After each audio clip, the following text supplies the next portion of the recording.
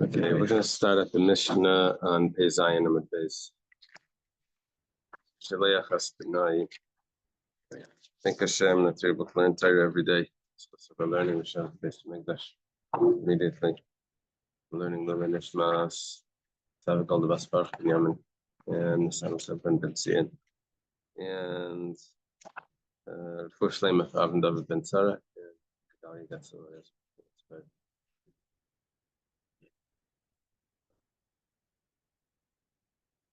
The Mishnah says like this: someone sends his son to a store. Pundyam biyadai. One here says it like that, and he's holding this coin that's a pundian, which is worth 2 iser. So the storekeeper measures out for the boy an amount of oil that has the value of an iser. Then he has to give him back the change 1 iser.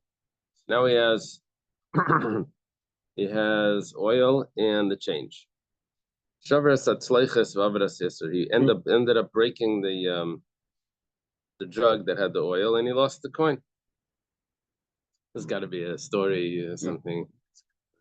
Okay. Well, no, but look at this. The storekeeper is responsible. That's the surprise. Storekeeper has to pay because he shouldn't have sent it with someone that's not competent. Child was not born to father. Yes, sir. No, son's his son. No coffee, no daughter. What was that? Dumb daughter. No.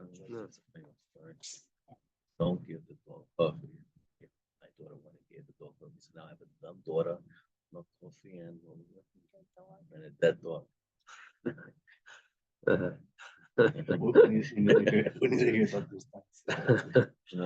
Okay.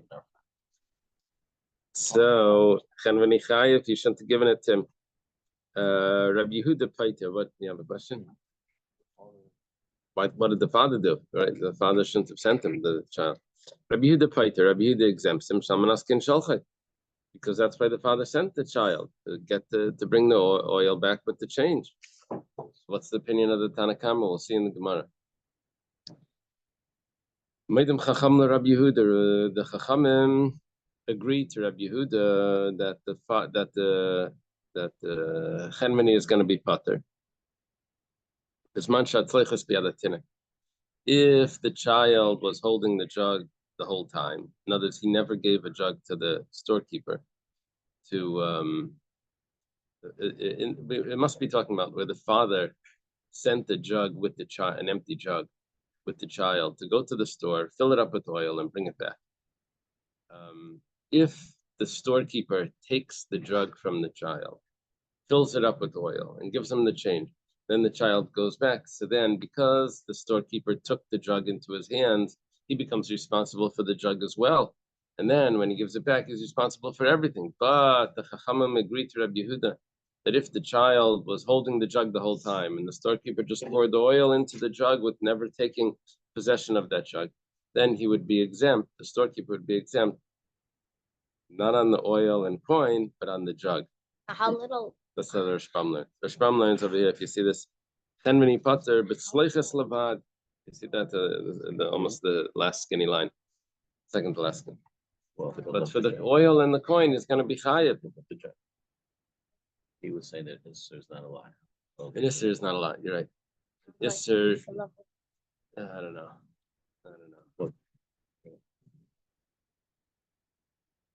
It's not a.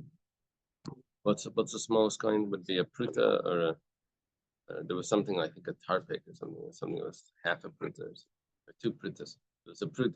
A pruta is small. After a pruta would go an isser, then a pundian, then a ma, then a dinar, then a shekel, then a shekel, then a sela. What's bigger than a sela? There's a ma, I know, but there's 2 stuff. Yeah. Shalom knows all of this. How do you know this? from Gemara in school. Wow. Well, even big Talmidei Chachamim don't know all of those coins. Like me. That's good. Okay. Bishleima B'Isser V'Shem, and the Gemara starts out like this. We just learned the Mishnah so far. When it comes to the coin and to the oil, so we understand the machlekes. We understand the machlekes. The Rabbanan Savri, the Rabbanan hold La'idui Shadri. He sent them just to notify him that he would like it. It's sort of like sending an email that I'm ordering this and that. It's just an order. You send it with your delivery person, not with the boy, right? So it was just information of the order. Rabbi Yehuda Savar l'shaduri le'shadri. No, he sent it to him for the shipment to send it back with him. So if the father agrees to take that responsibility to send it with this young child, then it's going to be the father's fault. But it's machlekes without specifying what he was doing. It's machlekes what would be the assumed intention of the father sending the son. Is it because he agrees for the storekeeper to send it with him, or not? Does it say how old this kid was? How old is the child? He's Rami only writes in the word tina. where do you see that? Right at the beginning, of the Mishnah. So he deducted No. that as a tina. It's like Tinakas, yes, sir. Does that really matter if the father sends the kid off and pick up the oil or to check on the oil? You mean if he's done it before? If this is the second time? Could be. Could be. Okay. Now the Gemara says, Ella tzleiches, but when it comes to the jug, Aveda Midasi, I dropped the word shavar, the Bach drops it. Yeah, I dropped the shavar. I broke the shavar.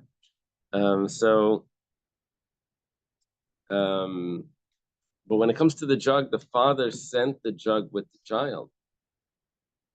So how can you make the storekeeper responsible for the jug when the father has basically made the jug ownerless by saying, I don't care about that jug? It's like my kid asked me for, he wants to be Agent MS. He wants to throw a hat around. So I give him my old hat. So now I'm going to make someone responsible for the hat? Yeah. That's it. Basically, I could throw it into the garbage, or I could give it to him and then throw it into the garbage. That's so here you gave the jug to the child, and then you make someone responsible, the storekeeper responsible for that jug. You just basically threw it out. When it came to the coin and to the here's the thing. When it comes to the coin, the Rashbam speaks this out. When it comes to the coin, he threw out the coin as well, because he gave him a coin, a puntian, to bring to the storekeeper.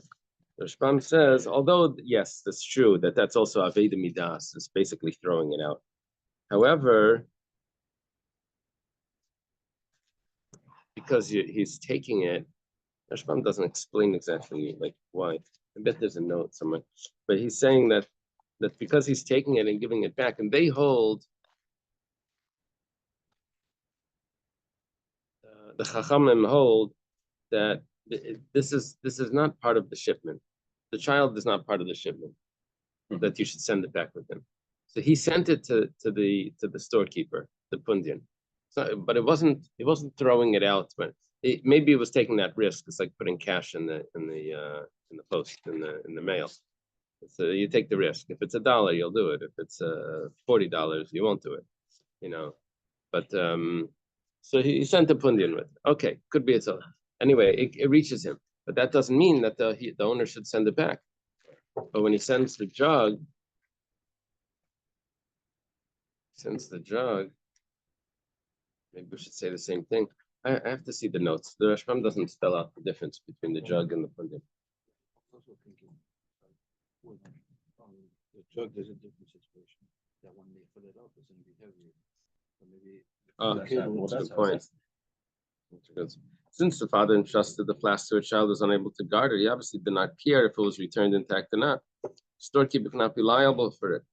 Although, okay, now he adds in, although the father abandoned the pudding as well when he gave it to the child, the storekeeper is liable for the oil and the isser that he gives the child in exchange for the pudding. The reason is that since the storekeeper keeps the pudding as payment for the purchase, he is obligated to return its value to the father. With respect to the flask, however, the storekeeper merely takes it, fills it with oil, and returns it to the child. Since he does not keep anything, gives the child back the same flask that the father entrusted him, the storekeeper cannot be held liable. Okay, that's what he's saying is the difference. The storekeeper doesn't keep anything as opposed to the pundian where the storekeeper keeps it. And he gives him back change. That's how they're explaining it. Is he returning his delivery or is sending? Because if he's returning that from how much of the judge gave him, the whole thing inside. Partial. He's giving him. Because with money change, but with contents in the jug, it's the whole thing or just part of I assume he's filling up the jug. going up. Yeah. Going up. Whatever Nisr, yeah, whatever Nisr would be. You know, and this is worth of oil. So he's having some left over. He's Uh, trying- Not necessarily. It doesn't tell us how big the jug is. Well, it doesn't tell us how much oil an Isser is going to give. It depends on the year. And then, what the price is that time.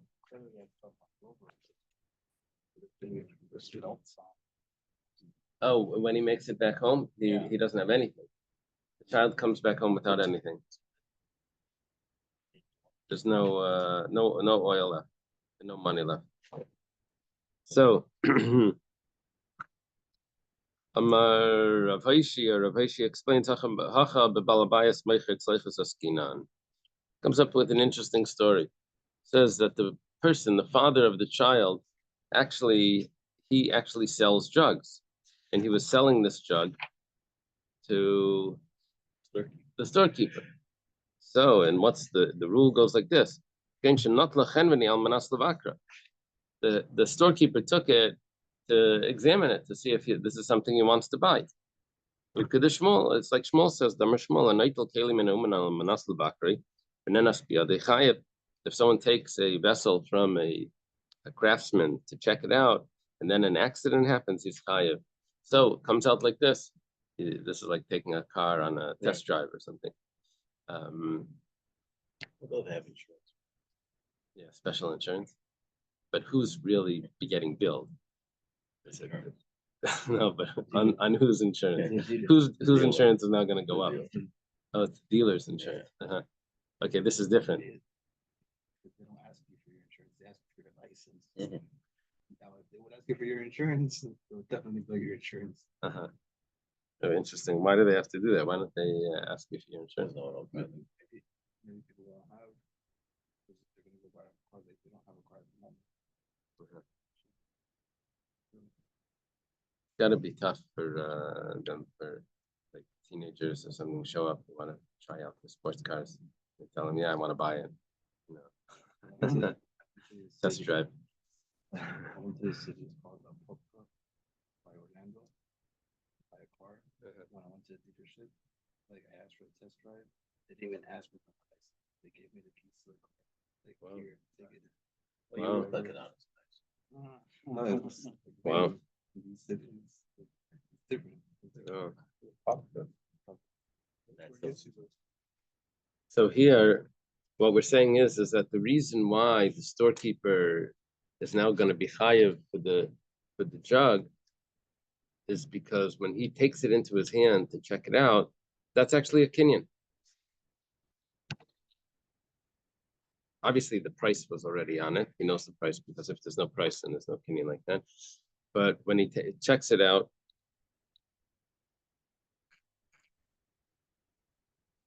Opinion would be as soon as you grab it, yeah, when he takes it into his hand, A messenger can.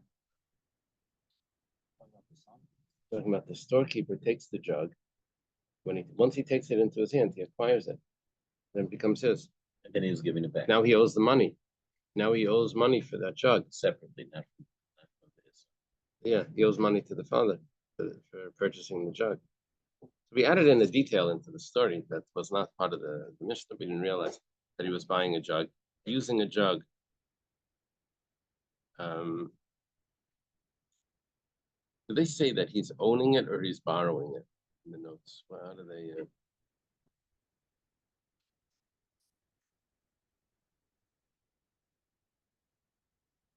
It looks like he's owning it.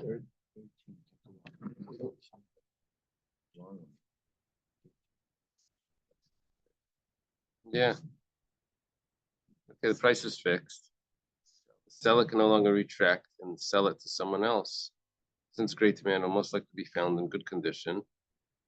Okay. In our case, according to Shmuel, the storekeeper took the flask from the child to inspect it. He took possession of it. Decides not to buy the flask. He is liable for it until he returns it to the owner, to its owner intact. Oh, that's what's happening. Wow. So he's not buying it. He's not buying it, because he handled it. but he has to return it. And now he should not. And he have shouldn't have given it the to the child. But still, the users will question, like, if the father trusted this, they can force him with the get. What do you mean with the get? Whoever sends, oh, here the shliach switches, like he switches from like the get from one of the other shliach. 1 second.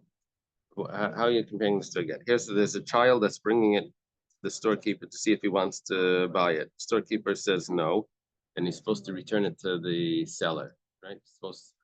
So instead of returning it to the seller, he gives it to the child to bring back. Here, But that's instead of why like the that's why father having the responsibility for everything, it's switching over to the storekeeper because he was supposed to buy it. So it's like Either buy it. It's like the son becomes a shliach of the storekeeper now, like on the way back. Oh, yeah, that's The what the storekeeper's- storekeeper wants. But you can't send something with a child.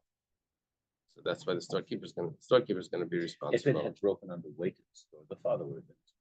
Because he Right. didn't trust the kid. Oh, yeah, that's what Hill is saying. And Hill's it's saying switching the other is way. that the son being a shliach, first he's a shliach from the father, then Right. switches from the shliach of the storekeeper.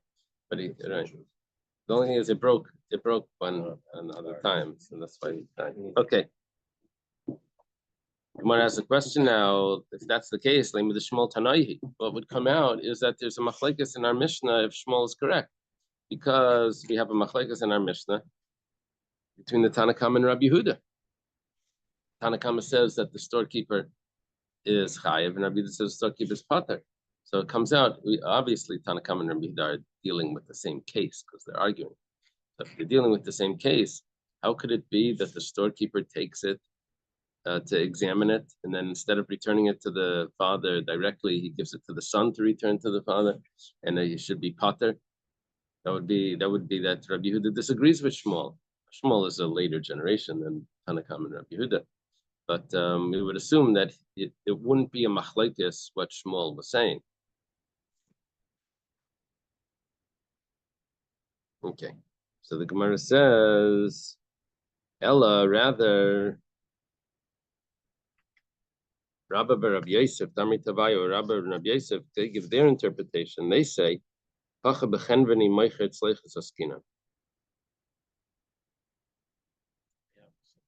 the chenveni is the one that's selling it. He's selling the jug. And now, the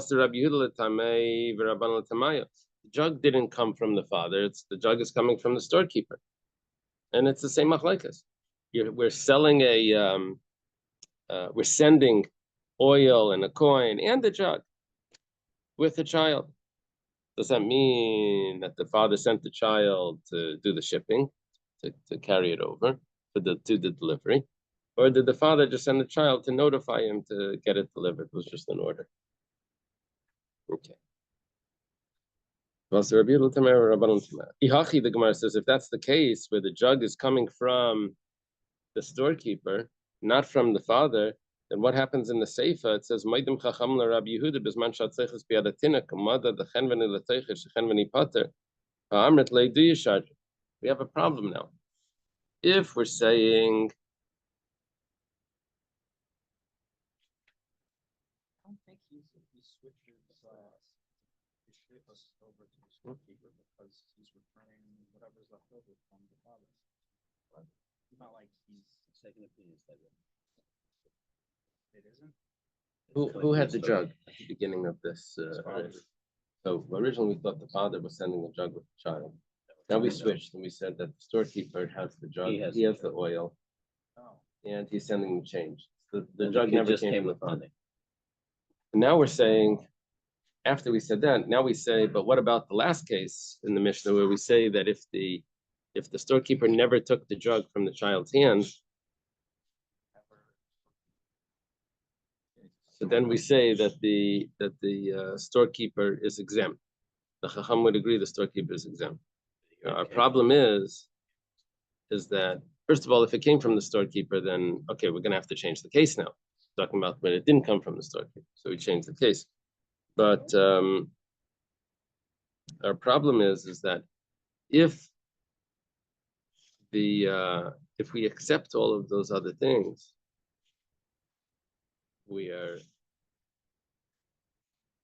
if we accept that the storekeeper really has no right to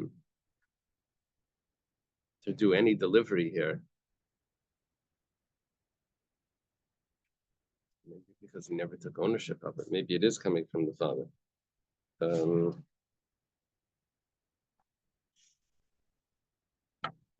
No, we're saying that it's coming from the father. It's coming from the storekeeper. We're going to continue that story. That it's coming from the storekeeper. So who gave the storekeeper any right to give the jug to the child? No, but now the storekeeper is the one that he makes the jug. Yeah, the storekeeper makes the jug. So the according to the Chachamim, they hold that it's just an order. He could like return it before he turns the corner. He never like turned the corner. He looked at it and he returned it. He didn't even pay. So what we were saying is that when you return something, even if you're able to return it, but you have to return it directly to the owner, original owner, to the seller, not through someone else. So that's why the storekeeper should be responsible. And when the machlokes is still there, the Tanna Kama and Rabbi Yehuda, if he's ordering it or if that's part of the delivery. Ella Abaya bar Oven for Chanina bar Oven. These two bar ovens. They say, they both say, what are we talking about? He took it to measure. In other words,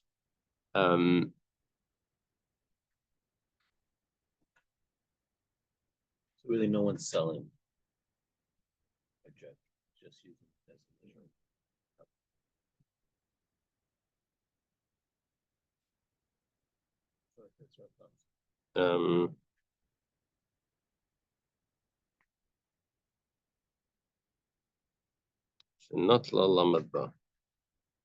the child has the measuring cup. The child brought it.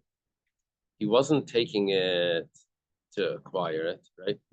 He wasn't taking it to see if he was going to buy it. That was like the story last time, where the father was sending it to him to see if he wanted to buy it. He didn't want to buy it. He uses it to send the oil back. He's taking it because that's the measuring that the father wanted him to use. So he measures in it.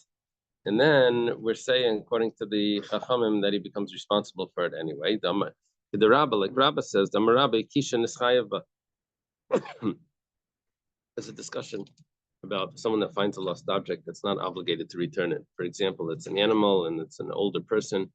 It wouldn't be respectful for him to start taking this animal back to the owner. So there's a special exemption in such a case where he doesn't have to return it. However, if the person starts returning it, then he loses that exemption and he has to finish returning it. Kisha b'makal, if he hit the animal with the stick and it starts to move, then he has to finish off and he has to return it. So what we're saying over here is like this, that since the storekeeper took the jug, So he becomes responsible now to return it. Just like in that case over there, when it comes to a lost object, even if you weren't responsible, but you become responsible once you take it. So here, because he took it to measure, now he becomes responsible to return it directly. Maybe it was like considered a lost object in the hands of his son, and now he has to return it. If the guy was a more respectful person, right? He didn't want to return it himself. He had no like servants on him. I guess he was like the delivery man who returned it to his kid. Right. That breaks on him, would it be?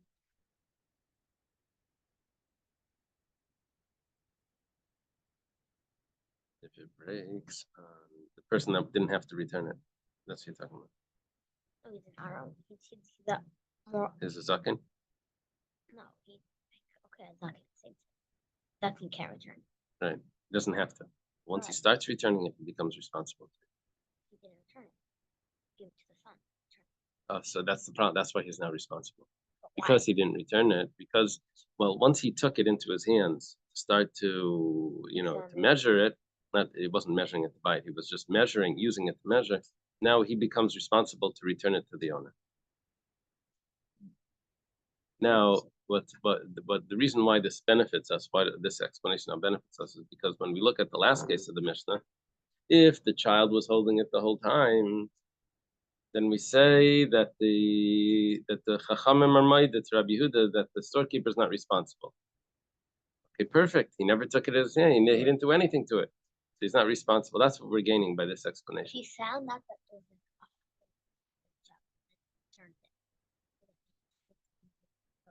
Yeah, then it would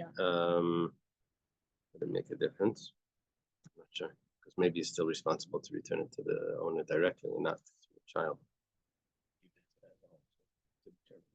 Gemara says though, yeah.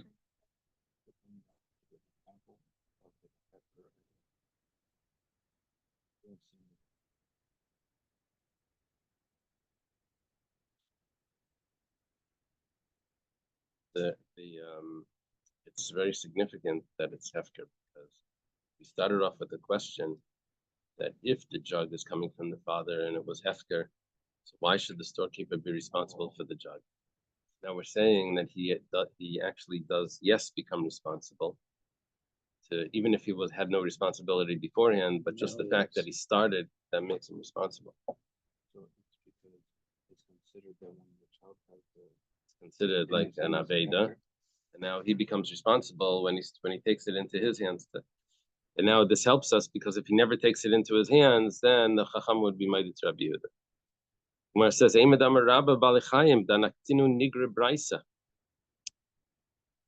Rabba explains over there, or I think we learned this over there in Bava Metzia, that what happens is the reason why the person becomes responsible is because when you start to move it around, you could be moving it away from the owner's house. You're bringing it into places where it was never used to going. The animal have their own little thing. Therefore, you're making it even more lost. And you're teaching it more paths away from the owner's house, right? So you're training it to do things that it's not supposed to be doing. The animal's supposed to hang around in the yard, not to. And when you start bringing it to your house, you're moving it away. So that's why you take responsibility. But over here, where it's just a jug, you're not making it training it to run away. Not training the jug anything. So maybe you're not responsible in this case.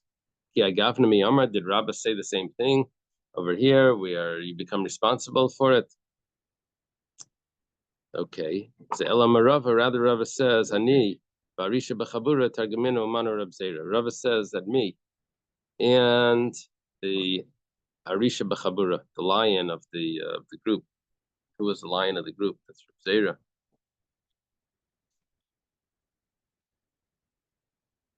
In English, you're supposed to say, the lion of the group and I. Because in Hebrew, you don't have to do that. Okay. I and the lion. I and the lion of the group. Yeah, but in English, you're supposed to do it the other way, right? And you're supposed to put the other person first. Yeah. I guess if he would put himself last, then then he wouldn't even be part of that, like, so he has to say, I thought of this, and also I heard this from someone else.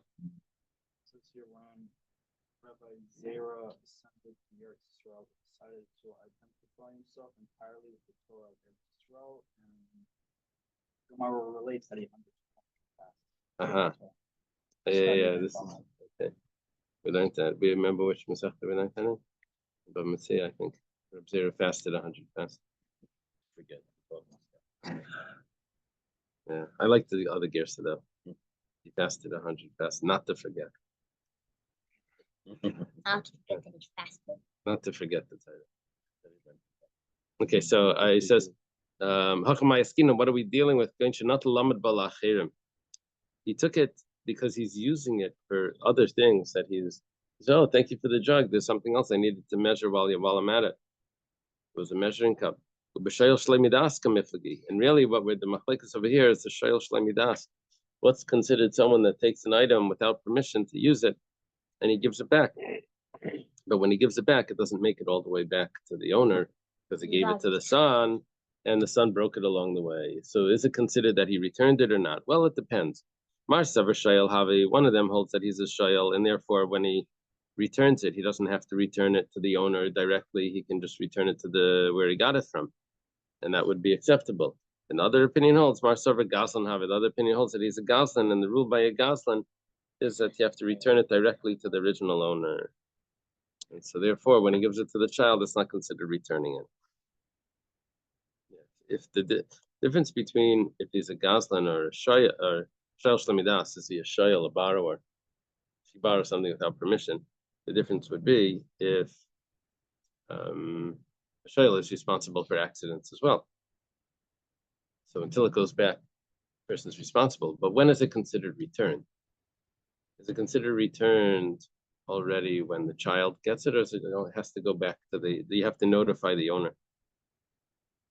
So it's over here. Das Bailam. You have to, someone steals something, he has to return it. You need Das Bailam to return it. The owner needs to know that he's returning. Yes. Oh, yeah, that we learned those. Right. The whole thing. But by a borrower, you just have to return it to the place where you borrowed it from. So if you return it to the child, that would be good enough. Just borrowed it from his hands. That would be the distinction. If the thing that he had was like a toy that belonged to the kid, that chain, toy that belonged to the kid. Yeah, because then you'd be giving back to the kid. It's the kid's time. This is the father's. It's not correct for you to return it to the child, right? Right. It still belongs to Was the also father. part of the. Right. Was there like an example, or like an exception there? Like if the person was like really far, like the guardian was able to send it with someone. You said you give it to There's certain things they had to follow someone to Madai. Anyway, I think I heard the story of someone that stole some candies from the store, and he wanted to pay back, but he was embarrassed to tell them that he took it. So they said you should go into the store, buy it, and just like leave it there, and that would be good enough. Now, I remember that. does that fit with this? Does he have to tell? Because here we're learning that you have to like notify him that you're returning it. Is that considered satisfy that? And that's what we learned before. The encouragement was Part of the kapara. Correct. Okay, Gufa. I don't know. They get a discount. They don't have to pay double. If they go themselves and say, "Oh, look, Oh, that's right. it was part of the Huh. deal." Interesting. Gufa. Amar Shmuel. Shmuel says, Anaitel Keli Minimum Lavakre. We're going back to examine. When he uses the word Gufa, it's explaining a statement from an Amira. Yeah. Anaitel Keli Minimum Lavakre Venenas Biade. If someone takes a vessel from a craftsman to examine it, and then an accident happens, and it breaks, so he's chayav, he has to pay for it. That would only be if there's a set price on it. Because otherwise, we said if there's no set price, then it's never considered that you acquired it because you don't even have any smichas dasa. You don't know what the guy's going to tell you, how much it's going to cost. It'd be $1 million. Okay. Who gavra?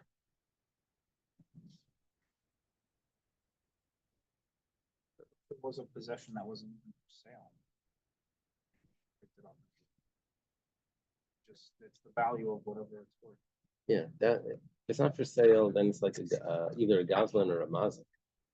Yeah. No, he's not stealing, he's just, Looking at it. It's shoyosh lamidas. I don't know, borrowing without permission.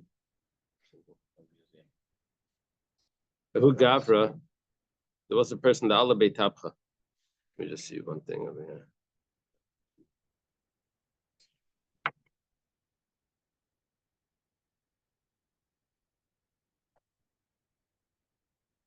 Interesting. Chaim is asking about when it comes to kinyanim, we mentioned like all the different kinyanim, but we didn't mention in that there had to be a set price beforehand. But we did say, at least in the commentaries, we said on Mashach B'lei Madad, if you go back to Daf Peidalet Amud Beis, if you look at the Rashbam on that Mishnah, Peidalet Amud Beis, Machar Peirs Lachver Mashach B'lei Madad, he pulled it, but he didn't measure it. Or Madad B'lei Mashach, those things, it had to be talking about where there was a set price. Rashbam, Pasuk Leidamim, that first Rashbam explains it. Yeah, they have to have a set price. So it's coming from this Gemara, I guess. A set price. Otherwise, it could change, and then there's no. Yeah. So a kid comes to your house, he picks up this China thing you got from China, he breaks it. Who's responsible?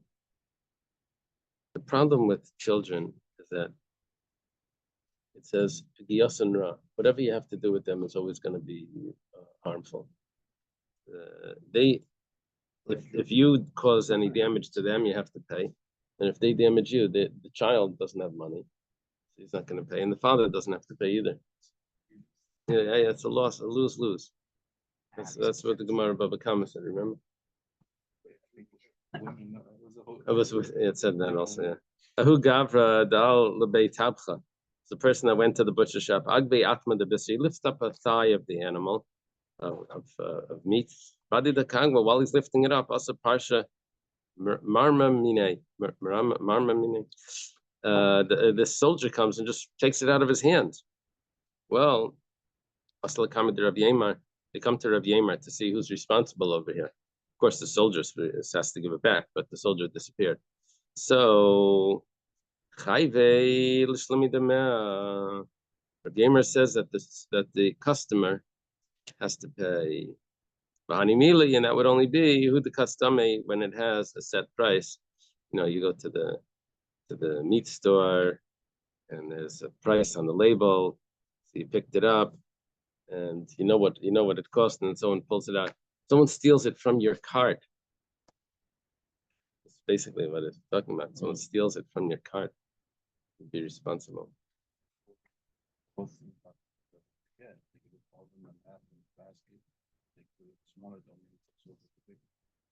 Oh, I see what you're saying. No, because you're still in the domain of the store. No, you're making it complicated now. Yeah. The cart. Right. If you're responsible, isn't the cart? Yeah, I hear what you're saying. Yeah, the details of this, it's not giving me the details. Where was he standing? Basically, what we're learning here is that there's an assumed it's assumed that he's already purchasing it once the price is set and he lifts it up.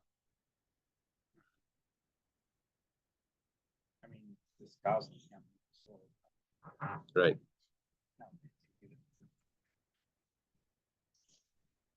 Okay. Who gavra? There was a person that I say kari lapumnara. He was bringing kari is like squash or pumpkins to Pumnara. That's a city.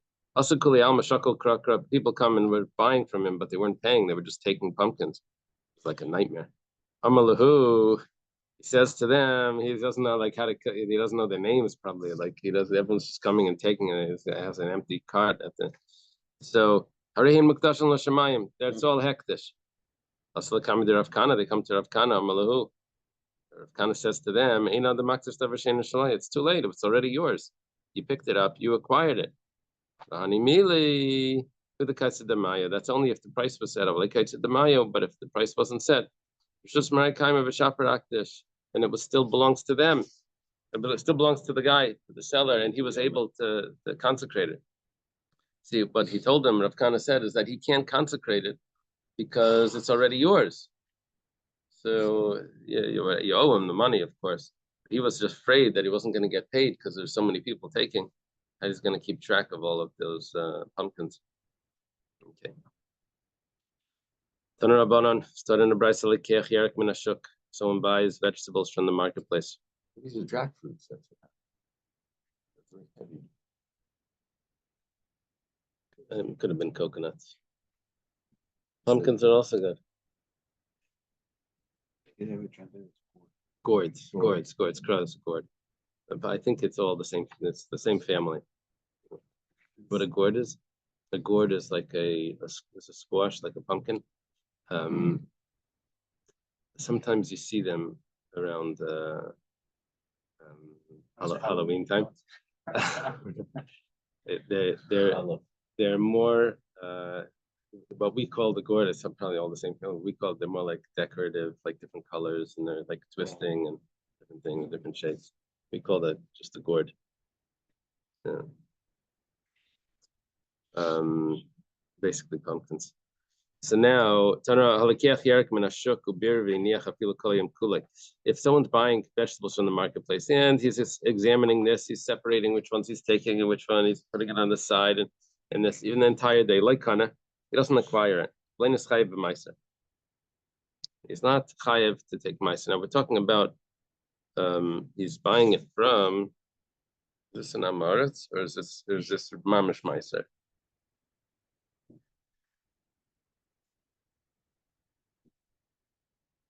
Yeah, he's buying from an amaretz. The Rashbam says. Now the amaretz, we don't know if he took meiser, so therefore there's an obligation on a chaver to take meiser, and we're saying that that's like demai. Demai is it's a suffix. He took, so you have to take just to be safe. So he didn't acquire it, so he's not chayiv in meiser. Gama believable nice, but if he decides, oh, this is what I'm taking, like now he put it into his cart. He wasn't just looking at it and putting it on the side. Then kanavin is chayiv in meiser. He acquires it and he has to take meiser. So listen to what happens. Comes a huge obligation. If he decides that he's not going to take it now, after he was ready to pay for it, then he can't. He can't just give it back and just put them back in the pile, because there's an obligation on him to take meiser before he. A chaver is not allowed to let anything out of his hands that's not mesukan, that's not fixed. And because he's already taken into his hands, it's considered like it's his, and now he can't just return it. He can't just put it back because he has to take meiser. So, la'asra yefshar, he can't just take meiser, separate the meiser, and give it to someone and say, "Well, I did you a favor. I gave away your." It's like going into someone's bank account, taking tzedakah, and telling them I did you a favor. Shekvar mafchisan bedamim, because now it's going to be less. What do? You give it back? You give it back, missing the meiser. You tell them I gave meiser for you. Yeah. Thank me later, right? So haketza, what can you do? What you have to do is meiser v'noisnei demei meiser. He has to separate the meiser, and if he's not going to buy these items, he returns them to the pile, and he has to go to the owner and pay him for the meiser that he's given. So the meiser is the only thing that he's purchasing, because he's already put it into. He's going to end up walking out without anything, just paying meiser. Would it be the same if he buys the meiser amount and then just gives it? That's actually what he's doing. He's ending up with the meiser of that, and he walks out with nothing in his bag. But I meant like taking it from the bag and then giving it. He decided he had a whole pile that he wanted to buy, but he decides not to buy it. So it's too late. He has to take Meiser from it before he puts it back. So he what he ends up doing is he ends up taking out Meiser, giving it to, I guess, the Levi or whatever, and whatever that Meiser is, that's what he has to purchase, and the rest is not purchasing. So in the seller that has a separate pile, it says this is already tied. This is my serve. Sells at a different price Right, than the unmeistered. right. Is one prohibited from buying something from somebody? It doesn't who's an take- Amaret? No, no, you're not prohibited to buy. You just have make sure to you're separate your own responsible. Meiser. Yeah. You have to fix it. Value of what you bought to separate. Separate 1/10. Give it to the Levi or Kayan in the second base in English. Atu Mishum, the Gemara asks, Atu Mishum, the Gemara what's going on over here? You walk down the store and you decide this, and now you have to pay Meiser for half the store. You know, you imagine the kids, they want to buy everything in the store. Can I have this? Can I have that? It ends up in the cart. You take it out of the cart at the checkout, and they don't find out about it till they get home. Like, where is that thing that I wanted? It's not in the bags, right? So you have to pay Meiser and all of that. Gemara says, "I'm Rav Aishia, Yerushalayim Askina." We're dealing with the Yerushalayim in Rav Safra, the Kim Ben Afshei, V'Devrei Mispulvavai. Rav Safra held that everything that he thinks is considered a done deal, and so someone came in. Rashbam brings the story. I think it's a Gemara in Makkos or somewhere. Do you have it? Where's the Gemara? Dalet. Makkos. It's in Makkos. The Gemara says, Rav Safra was saying Shema, and someone came in and he said, I'll buy this and this for such and such amount of money. So Rav Safra was quiet. The person thought it wasn't enough, so he raised the price. And after he finished davening, so he says, I'm only taking the first price that you said, not taking the later price, because I already agreed at that time. I wasn't able to talk, but I agreed already then. So Rav Safra held that what the business deal that you made in your mind is already considered done. So when you decided, that's already considered. Yeah, that's how he held. We do this with tzedakah. I think we're supposed to, if we make a pledge in our mind that I'm going to give $100, and then is 36, give 36, that's be fine. You're actually supposed to give the 100 once you decided, huh? When there's bidding, everybody that bids. Yeah, but I before the think guy by that the gets it bidding, does- I think if you get, I think over there that's conditional. But I have a question. If you buy produce from a Talmud Chacham, you assume you tithe. Yeah. already. Yeah. So do you pay more because you don't have to tithe? Probably that would be the Higher price. price, Yeah, right? right. It's like those water urns, the hot water urns, and they sell in the kosher stores. They've already been titled. They don't need to be titled. You're paying more for that. Otherwise, they break on you. When you try to title them. Okay. Mishnah. Yeah, you can title it. You let it dry. It's not guaranteed. Hasitain. Hasitain is a wholesaler. Is that in modern Hebrew as well? Yeah, sitonai. How do you say it? Hebrew. Sitonai. Sitonai. Hasitain mekaneach midaisav. A wholesaler has to wipe clean his measures. And the reason is, midais would mean his utensils that he uses to measure. One's going to say we're dealing with the liquid measures.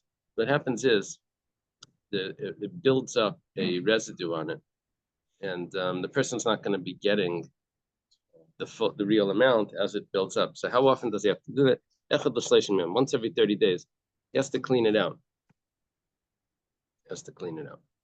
Balabayas. What about a balabayas? He doesn't sell so much. He has to only clean it out once every 12 months. So it's 30 days to 12 months. Rav Shimon ben Gamliel says, no, it's exactly the opposite. The explanation for Rav Shimon ben Gamliel is interesting because He holds that because the sitain is using it every day, so the residue doesn't build up. It's the opposite.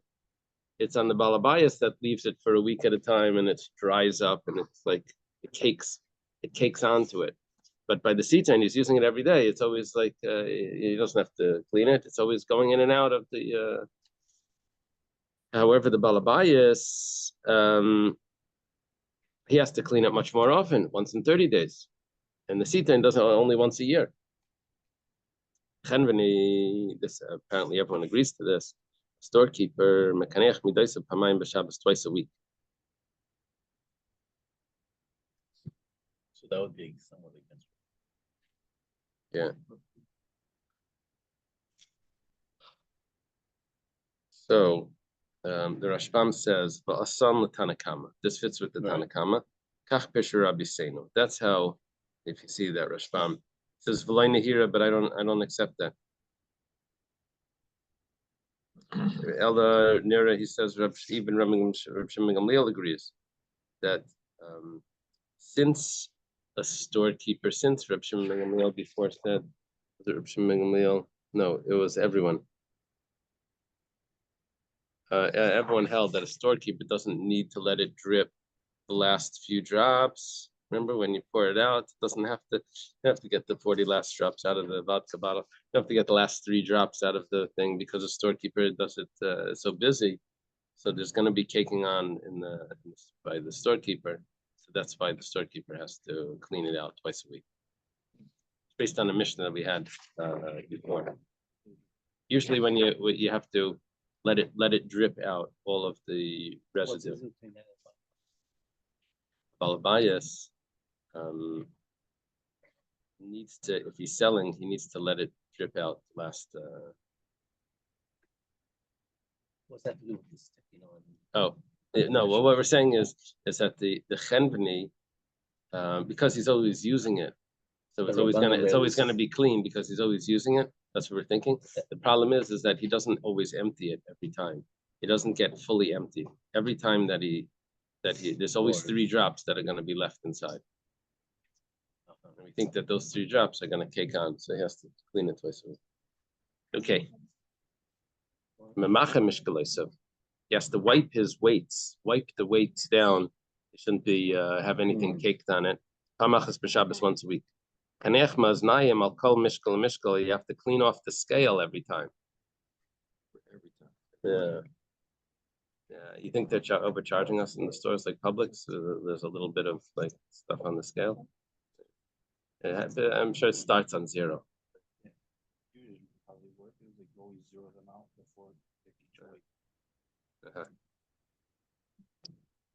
Okay. Right. They were. When do we say this balach? When do we say this thing about wiping it clean and all of that? That's with liquid measures. If it's dry measures, that's not a problem. Okay. I want to see how it's explained.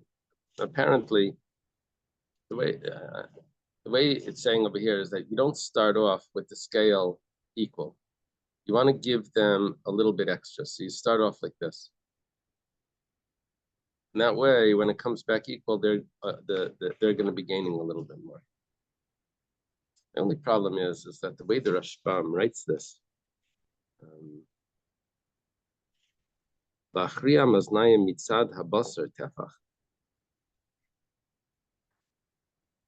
wouldn't say mitzad habasar tefach. Lachriya means to weigh down. If I start off by weighing this down an extra tefach, then I'm going to end up charging him even more to get it back balanced. It must mean afterwards. I let it weigh, instead of coming to an equal at the end, I let it come to a 1 tefach off from the scale. So you give him more. Afterwards, I always give him a little bit more. So those extra 3 cookies we throw into the bag.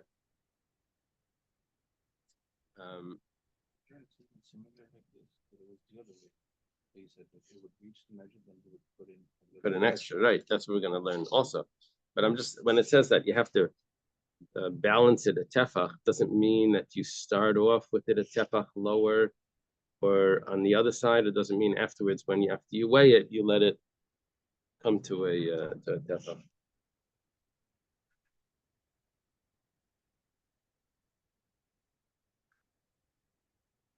I have lachrele tefach.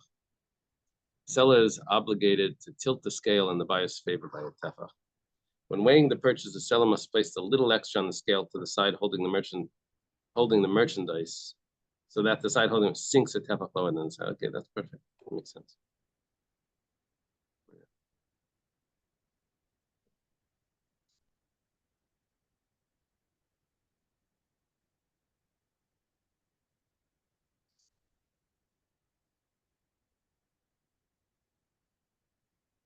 I was understanding it that it was beforehand, then it wasn't, it didn't make sense. Okay, let's say he's not doing that. Let's say he's doing it exact. Ayin ba'ayin over here means exact, that it's equal on both sides of the scale. Then like gerumin, you have to throw in some additional amounts. How much do you have to throw in? Echad la sara belach, 1/10. If it's a liquid measure, you have to throw in a little bit extra. Echad la esrim biyavish, and 1/20 if it's a dry measure. Makom shenagu lamed bedaka liyamed begasa. Now, because you're throwing in a little bit extra for every measuring, like each measuring spoon is not being flushed like equal on the top. It's going over a drop. Rounded. It's going to be rounded. So now if I use a large measuring one, I'm only going to get one extra rounding up top. But if I use a small one, then every single one that I'm using is going to get rounded. The guy's going to gain more. So the rule is, if this is measured with a small measuring, then layamad begasa, then don't use a larger one. Begasa, if it's a large one, layamad bedaka, if that's what you're supposed to do, then you don't use a smaller one. If the custom over here is to measuring cups are flat, so then you do it flat. And if it's rounded, if the custom is to do it rounded, then you do it rounded. Whatever the custom is, how the measuring works. Oh. This is where the accountant comes in. This is why businesses fail. They don't have a good accountant to tell them that this is, do it flat, do it over. This, a good accountant to tell you like exactly where you're losing your money. Yeah. Why the restaurants go out of business. It's because they don't have a good accountant. I don't know. It's very hard to see exactly where the loss is. You have to have good food, obviously. You need good food. You need good food, but Assuming you have you good food. can't charge so much. Good service. Yeah, you have to charge it, and it's very hard to Everything put has to go together. Like where your stuff is ending up. All the ingredients. Okay. Minani mili. Something like a pizza shop. Like Minani mili. Where do we know this from? Now the Gemara thinks that we're starting out with a question that you have to weigh it down a tefach. That's what the Gemara thinks. The Gemara thinks the Gemara's question is this. Amar Reish Lakish. Reish Lakish says, the Makra. We have a pasuk. It says, Evan Shlema B'Tzedek. You should have a stone, a complete stone, and a, what does it say, tzedek? Just. It should be accurate. Tzedek mishalach v'tein like. You have to give a little bit from yourself and from your own and add a little bit to it. One second. Let's go further. It says that if the person doesn't do this, then he has to throw in a little bit on more. But if the Torah tells me an obligation that I have to always let it weigh a little bit more, then how could there be an option in the Mishnah? How could it be that if he doesn't do this, what do you mean he doesn't do this? It's a biblical law that you have to always let it weigh down one tefach. What do you mean? And if you don't, then you have to. What do you mean if you don't? Yeah, of course you have to. Where it says, Asefet Mar. No, that wasn't the original question, and that wasn't Reish Lakish's answer. Reish Lakish was talking about the Seifa. It says that you always have to add on a little bit. Who says that you have to add on a little bit to the weighing of it? Reish Lakish, Amar Kra, B'tzedek, pasuk says, and righteous and just, tzedek mishalach v'tein. You have to add on a little. Kami gerum, how much do you add on? Amar bar mama, amarav, echad mi'asara belitra. Echad mi'asara belitra, belach, la'asara litrin. So this is saying. 1/10 of a liter by liquid measures for 10 liters. Now, 1/10 of a liter for 10 liters means 100. 100. You have to add on 100. So So the Mishnah didn't spell that out. The Mishnah looked like it was 1/10. It's actually, the Gemara spells it out that it's really 100, not 1/10. It's 1/10 of a tenth. So saying like if you get a pound of something, if they give you like over a pound, is that generally the custom? That's what they're saying here. Why is that? Make sure. We're learning it from a pasuk. It says tzedek mishalach. You should make sure that it's just by giving a little extra. Is that a rabbinic interpretation of the sentence in Chumash? That's a very general question. Yes, I mean, where does this come from? Who says this? Is this in the Gemara? The Gemara thought that if it's tzedek mishalach v'tein, if it's talking about the weighing of it, then that would be a daraisa. That's the Gemara suggests. Yachra daraisa echiyav la'am bayin. Gemara is thinking that this drasha is a biblical law, but you always have to give a drop extra. It says Evan Shlema. That means that the tzedek is an addition. The extra word, but tzedek. So if they could tithe, that would be. No, it's 100. No, what Yonatan is suggesting is that maybe the seller should be involved in their tithing by giving them a little bit extra. It's not necessarily so. Even things that don't have tithing on it, salt. Yeah, it's be tithed just the growth. Asa.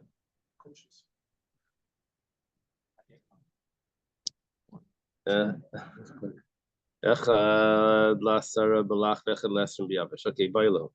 It says 1/10 of the liquid measures, which we translated as 1/100th. It's 1/10 of a tenth, and then it says 1/20th of the dry measures. So Bailo, the Gemara has a question. What does this mean to say? Do we mean that you have to add on 1/100th of the liquid measures? You see, how did we word the 1/100th? We said 1/10 to every 10. 1/10 of a litra to every 10 litras. That would mean 1/100th. When you sell 10 litras, you have to add 1/10 of a litra. So now let's go to the dry measures. It says 1/20th of a litra to every what? To every 20? That would be 1/400th. 20 times 20. It's 400. Is it every 400th?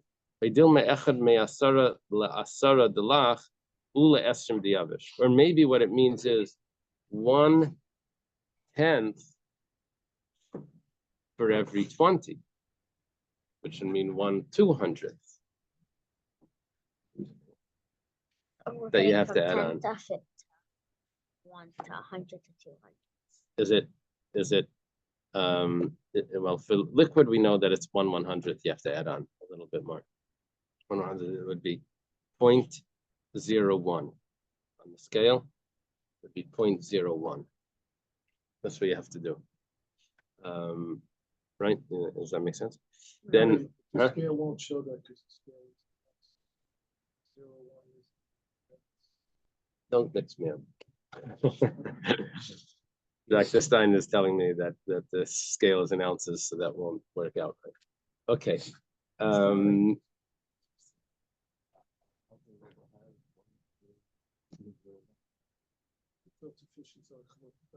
No, but when they're telling me in the I don't know. No. I always wondered. No, on an electronic scale, it's going to tell me, let's say it's telling me pounds. So that 0.01 is going to be a tenth of a pound. I assume so. I don't know. I No, just wanted to make it. Oh, 100, 0.01. 0.0 would be a hundredth of a pound. Okay, so if that's the case, if that's how it works, so then that's how it would be. So now, the Gemara's question is, when it comes to dry measures, is it what would be a 200? What would be a 200? 2.0. No, it's 1 out of 200. Not 1, not 2 out of 100. 1 out of 200 is 0.005. 0.005. It would be 0.005. Or is it 1 out of 400, which would be how much? 0.0025. 0.0025. 0.0025. Yeah, that's what the Gemara is asking over here. Okay, very good. Put that on the side of my Gemara. So there's a footnote here.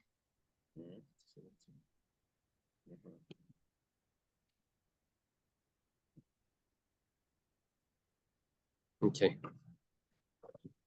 The Gemara says teku. We don't have an answer to that. You have a footnote on that? What that says the halacha? Yeah. What's the halacha? In practice, therefore, the seller cannot be required to give the buyer more than 1/400. However, the vowed individual could act stringently, give the buyer 1 and 200. Yeah. Yeah, Rama and There you Moshe. On the note in the art scroll, it says that the purchaser can't force the buyer to give more than 1/400, but a scrupulous individual should give 1/200. 201. Yeah, every 200. Amar It's just very odd to me that okay, it's a general question, but tzedek usually implies exact righteousness. Right. It's not, tzedek is not a consumer protection concept. But because there's an extra word, we're turning it into that. Yeah. Because is there an extra tzedek in the pasuk? Yeah. It says Efer Shlema, which already is good enough. Then it says tzedek. What's tzedek? It's already Shlema. Or Avnei tzedek, or Eben Shlema with tzedek. It's the good Panim Shores. Right. That's a good housekeeping. You want the consumer- Amar Levi Kashain shall me the the punishment for incorrect measures is even worse than the punishment than forbidden relations. Whoa. Then Amar Beham El, it says, I say, what's the pasuk again? It says, Hatayavisa El. These, it's referring, it's like the word Ela, it means these, but it's missing the hey. But then Amar Beham Ela, and this one says Ela. By the Midas it says Ela. By Arias it says El. My mashma the high El kashu. How do you know that El is something hard, something strict? It says Vaseli Aris Laka. He took the strong people of the earth, the land. Gaberes Namik Tivela. 1 second. By Arias it also says Ela. It says no. Hahu the Ma'ute Midas Mikaris. That Ela, which is showing something stricter, that by Arias, by the forbidden relations, that's just telling me these is to exclude that if someone doesn't have correct measures, he doesn't get karas. It's only by Arias that he gets karas. The Gemara says, well, then why are you telling me that incorrect measures, is more stricter than Arias? You're telling me that only Arias gets karas, strict measures doesn't. You're basically telling me that it's more lenient. It says the hasam after b'tshuva, after b'tshuva. For forbidden relations, a person can do tshuva, and for measures, a person can't do tshuva. A person can't do tshuva because it's very hard to find all the people that came to the store to buy, and each one of them is done. Right. Right. I'm a blazing also when the first people are stealing, they're stealing like percent from each person. You know, But it said also about the sales thing, that it was double. Parsha. It was at the time of buying and at the time of selling. So oh, when you have oh, interesting. interesting. There are two different ways. Hill is pointing out that you would, when they would buy it, he would use his weights to buy it, so he would end up getting a little bit more because he had the smaller weights. Then when he would sell it, he would use a larger weight. It would end up okay. I believe it's worse to steal from an individual than it's to steal from the Beis Hamikdash. When a person steals from a individual, so it says first that he sinned, and then it says Mila. But over there, by stealing from the Beis Hamikdash, it says Meila first. Now, what this means is that when a person steals, he doesn't need to use it to commit the sin. But when a person steals from Hashem, he needs to use it to commit the sin. Something's hektish. He only commits the sin after he derived benefit from it. Because, and the reason for that is like property is never stolen. Just like property is never stolen because it's always in the possession of Hashem. So too, when it comes to every item is in the possession of Hashem. Well, property is in the possession of the owner, but every item is in the possession of Hashem. Okay, 1 second. I see Chaim said something. 1 second.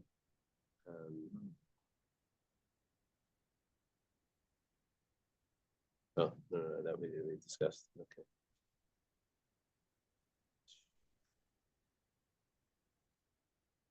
So Rabbi says, that the ways of Hashem is different than the ways of flesh and blood. Hashem blessed the Jewish people with 22, referring to the 22 letters of the alphabet. And he curses only with 8. Last week we had on Sunday, we had Parshas Kisavai. And this is yesterday's daf. This is mamish. Every week we're getting one Ashkacha Pratis. This yesterday's parsha. Baruch and Basra Daf. He blesses them with 22 because it says Me'im b'chukaisa ad kaimimiyos. Take a look at the curses and the blessing in b'chukaisai, which is Hashem speaking. It's being recorded in the Torah. Starts with an aleph and ends with a taf. The kilim b'shmeina. He curses with 8 because it says Ve'im b'chukaisai timasu ad des chukaisai gala nafsham, until the letter mem would be 8. What are the numbers? What was it? Was it Vav Zayin Ches Tes Yud Kaf Lamed Mem? It's 8 letters starting from Ve'im. 6 to it jumps to 40. Okay. 14 we could say.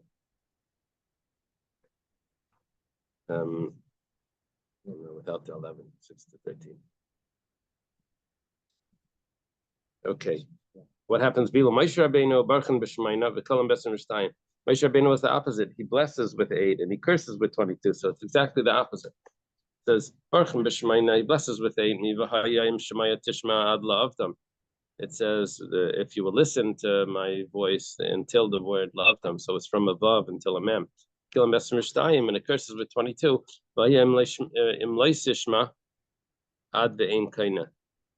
So what we're doing is we're going from the haya until a hey, from a vav to a hey, which is the entire alphabet, all the way around, from 6 all to back to 5, all the way around. You follow that? Only 22.